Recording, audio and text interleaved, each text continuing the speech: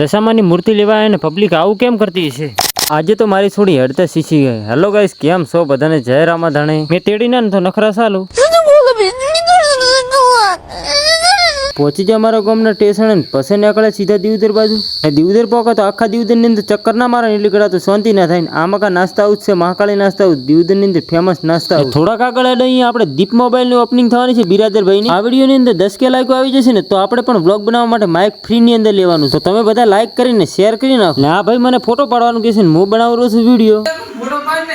બપોરના 12 વાગ્યા પછી દીવદર ની અંદર પડી થઈ જતી ટ્રાફિક એકદમ જામ થઈ ગયું. આ ટ્રાફિકમાં કોણ કોણ હલવાનું હતું ને આજ તો પહેલી વાર આટલું ટ્રાફિક થયું. દશામાના વ્રત આ ફેર વધારે લેવરાણ છે લાગે છે એવું, પણ તમારા ઘરે કોને કોને લીધેથી કોમેન્ટ કરી દો. દશામાને માનતા હોય તો કોમેન્ટ ની અંદર જય દશામાં લખીને 5 જણાનો વિડીયો શેર કરી નાખો. બાકી રોજ માટે દીવદરમાં આવું ટ્રાફિક રહે ને તો રિક્ષાવાળાનો ધંધો થઈ જાય. ને પહોંચી જાય ઘરે ને કાલે વગરનો મેળો ભરાવાનો છે. કોણ કોણ આવવાનું છે કોમેન્ટ કરી દો. લાઈક ફોલો કરતા હતા. મળીશું કાલે.